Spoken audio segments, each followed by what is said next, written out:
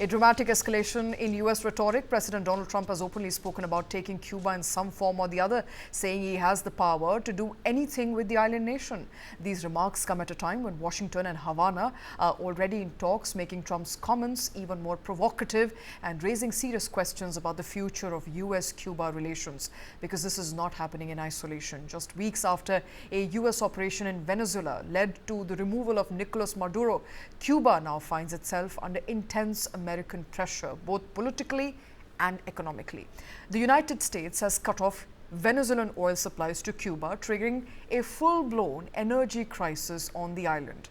In fact, Cuba's national power grid has collapsed completely, leaving nearly 10 million people without electricity as fuel shortages cripple the country's already fragile infrastructure. And the pressure is not just economic in nature. Reports suggest that Washington is also pushing for regime change, with Cuban President Miguel Diaz-Canel reportedly under scrutiny as sticking point in the ongoing negotiations. Now, all of this points to a larger shift in US foreign policy, what critics are calling a new age Monroe Doctrine or even neo-imperialism, where Washington is asserting dominance in Latin America through military action, economic blockades, and political pressure. Supporters argue that this is about restoring stability and countering rivals like China and Russia, but critics warn it risks violating sovereignty, destabilizing the region, and setting a dangerous global precedent. So the question is the United States trying to destabilize its neighbor, or is this the return of old school power politics in a new form? I do believe I'll be having the honor of taking Cuba. That'd be good. That's a big honor. Taking Cuba. Taking Cuba in some form, yeah. Taking Cuba. I mean, whether I free it, take it, I think I could do anything I want with it. You want to know the truth? They're a very weakened nation right now. They were for a long time. Very violent leaders. Castro was a very violent leader. His brother's a very violent leader. Extremely violent. That's how they governed. They governed with violence. But a lot of people would like to go back. All right, joining me on the show is Ambassador Veena Sikri, former Indian diplomat. Also with us is Major General Sudhakarji. He's a defense and strategy expert, as well as Professor Swaran Singh from the School of International Studies, JNU. Professor Singh, I want to come to you first. Donald Trump now wants to take Cuba in one form or the other. Is this mere rhetoric, or are we looking at a dramatic shift in US policy, one that of interventionist, where US goes and decides to take over the countries it feels like? Right from day one, President Trump has been determined to undo the détente that President Obama had brought in relationship with Cuba. This is partly driven by the Cuban voters in his own Florida, which are most of them are strongly anti-Castro. But he had categorized this as a package deal of triocard tyranny of Venezuela, which is already an operation has taken place there, Cuba, and also Nicaragua along with this. And if you forget Iran for a moment, the last year's national security strategy had clearly outlined the whole focus now shifting to Western Hemisphere, and we talked about how Monroe Doctrine had become Donorow Doctrine. So that has been an ongoing exercise where he is completely undone something that President Obama had done after long years of secret parlays going on in Canada, facilitated by Pope Francis, opening relationship to allowing remittances, travel, and so on. And Cuba is an attractive destination for American travelers.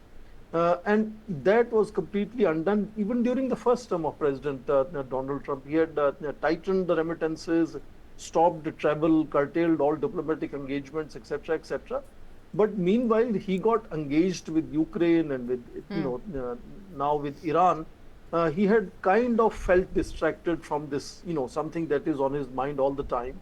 And, I often think that, people in our generation are in that sense unique to see President of United States of America, having the conversations that you hear often on television, the way he speaks, that he can do anything he wants. There is no compunction he has. So yes, Cuba is another very, very weak case. It's a fairly weak infrastructure, weak leadership, You mentioned President Miguel Diaz-Canel has been in power from 2018, but their power infrastructure particularly is weak because this was largely Soviet built, and no modernization has taken place since late 70s, early 80s onwards, once Soviet Union collapsed, and it depends enormously on diesel and oil kind of Right. fuel that it requires. And if United States can put a blockade around it, it can make really, this economy collapse. And they're used to blackouts. Of course, once again, we are noticing the tightening of, the whole access to energy by United States is leading to more and more blackouts in Cuba. And it's not something that President Trump cannot do. It's definitely going to be, if I can say, easier than dealing with Iran in that sense. So this could also be a kind of distraction for a quick clincher to again, he's constantly in search of some big success for himself to become part of history, which he has not found any such thing so far. So this could be another thing on his mind, that if he can do similar operation as he absolutely. did in Caracas. If stopping 9 wars wasn't enough for US President Donald Trump, he wants a quick clincher now. Ambassador Veena Sikri, easier than Iran but more difficult than Venezuela. I think that is the operation in Cuba going to be. Correct me if I'm wrong, but US has effectively choked off Venezuelan oil to Cuba, in a way blocking and triggering that blackout that we are looking at as far as Cubans is concerned. They're looking at power grid failures. They're looking at complete, total blackout. What do you make of it? Is it strategic pressure, or is it, economic coercion, borderlining a humanitarian crisis today? Look, I think I would not go into those details at all, because this is trying to take over another country, grabbing sovereignty of another country. I think that is how you should look at it. Or whether you're saying that, okay, for 3 months, Venezuelan oil, which was the key source of energy supply for Cuba, that's been blockaded, hasn't got there. Obviously, Cuba is a small island, is already a part of it, not with them. So it is going to be very difficult for them to stand up to America. But I think that if we are going to discuss this issue at all, we should be discussing it in a much broader context, not about any way that whether President Trump is going to succeed or not going to succeed. What about the sovereignty of countries? What about what he wanted to make Canada the 51st Republic state of the USA? What about taking over Greenland? I think the whole aspects of the rules-based international order that has been built up brick by brick since the end of the Second World War, with the United Nations coming into existence. What is happening to that rules-based international order, and what will be the outcome? I think politically, yes, certainly you can say that because Venezuela was so easy, maybe Cuba will be equally easy. Iran is a different, ball game altogether, and we do know that in Iran, the issue of the Straits of Hormuz is now a very critical one. But President Trump is sending special Marines there. So are these Marines going to make an amphibious assault on Karg Island? Are they going to try and take over the key export area of Iran's oil supplies to the world? So these are, I think, very important aspects. Look what's happening in South Asia. Look what's happening with the Pakistan attack on Afghanistan. Bombing a rehabilitation center with 400 people dying in one night, and then calling it a military operation. And we know that this was also part of what Pakistan seems to have promised President Trump, that they will get Bagram Air Base for him. Because that is what was being talked about at one point. President Trump asked Afghanistan that I want Bagram Air Base back. Right. But of course, Pakistan said no. So I think that the whole issue of all these, what they're doing to sovereignty of independent nations, this is something that is a matter of, that has to be discussed as a matter of great concern. Of course, Cuba will be very easy for President Trump. I don't think it's even worth discussing in that sense, because it's going to be a complete Absolutely. cakewalk. So it's not how hard it will be to take over Cuba, but the fact that Major General Sudhakarji, there's a direct interference in sovereignty of the countries, from Venezuela to attack on Iran to affect a regime change to now taking over Cuba. This is a dangerous precedent where there is no respect for rules-based order. Yeah, absolutely. Good evening, Shweta. Thank you for inviting me for your show, and my warm greetings to very distinguished and esteemed co-panelists. Take your mind back to 1903. There was an agreement signed between USA and Cuba. Name of that agreement was Platt Agreement. There are many clauses. One of the central clause was USA was entitled to intervene into Cuba whenever it deemed necessary and any activity taking place against the national interest of America. Platt Agreement, to the best of my memory, was revoked or rejected sometime in 1934 because of the different levels of contestation by the chaos in USA at that point in time. So they pulled it back. And I'm just going fast forward.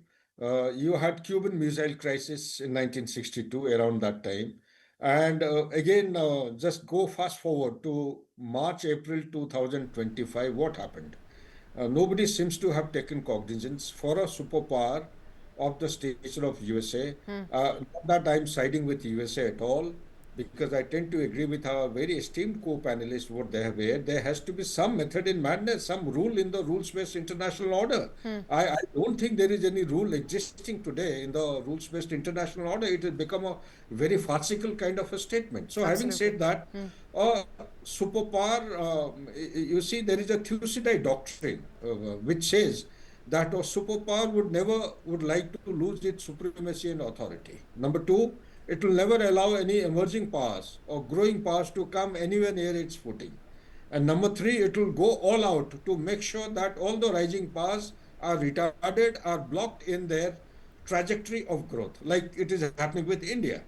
But not that India can be stopped. India is unstoppable. We know how to navigate the complex situation. And India, nobody can stop us from becoming a superpower in foreseeable future. Having said that, Cuba has to be understood. If you have time, I would like to dilate. If you don't have time, come back for the second round. It has to be understood in total comprehensiveness. Cuba is a island territory which has got more than 4,154 islands, small, big, medium size. Major islands are at present, as far as the US report is concerned, classified report, have been installed with eavesdropping equipment. Eavesdropping equipment is something which USA had developed through Australia is keeping an eye on us, okay, on India. Now China has bitten them hollow. So eavesdropping equipments are quite in large number in quite a few islands, number one. Number two, what happened in March, April 2025? Donald Trump comes back to power 2.0. He flip-flops. He gets into the grip of the deep state. Initially, he was fully determined and resolved to bring this mindless conflict of Ukraine and Russia to an end within 24 hours. Now, 24 years will pass by, this conflict will never come to an end. That is my forecast. And why am I saying is, come the month of March, April, suddenly he's subjected to pressure, his sanctions supply of Tomahawk missile. Tomahawk missiles are given to Ukraine. Within 7 days of announcement of Tomahawk missile, Russia and Cuba, they sign an agreement called as Defense Peace Agreement. There are many clauses. One of the central clause was that the soil or the land of Cuba will be used by Russia to deploy its offensive weapon systems. This was taken cognizance of the Americans. Nobody is talking, no media has actually touched upon this. Within 7 to 10 days, Sweta, another 2 lines, thereafter you can take on. Within 7 to 10 days or in a limited time frame, suddenly you find the Russian naval vessels, they're popping up there. The submarines and the frigates, they are seen there in the Cuban waters. Cuban and the Venezuelan waters are not very far off from each other. With these kind of things coming up, the storyline, the historical shocks which America had got in 1962, they came knocking on the door. They had sleepless nights. For the first time after 2.5 decades, the national security strategy of USA has taken a dramatic shift. It's a clean departure. Instead of branding China as number one, China has been totally on a platter. You do where you feel like. Take Taiwan the way you wish to. Russia has been indicated the G8 status is going to be reinstated or restored. It will be reintegrated with the ecosystem of the leading economy of the geopolitics of the world so as to pull it back from the deep embrace of China. And they both have been told, you do anything, but do not, for God's sake, do any activity which will overshadow or deny the dominance of USA. All right. And whatever is happening in the Middle East, one last line, is something. General only Sudhakarji, I've taking completely one run out of effort. time, sir, on the show. Unfortunately, we'll come back to all three of you. Thank you very much, Ambassador Veena Sikri, Major General Sudhakarji, Professor Swaran Singh, for taking time out. We're entering a dangerous new world where might is right. And that is what Donald Trump is exercising at the moment. He's exercising might, and after claiming Canada to be a part of the US, hoping to acquire Greenland, he's saying he is happy to also acquire Cuba now, and while still playing a war in the Middle East. And that, of course, is just one day of being Donald Trump. May change tomorrow, we never know.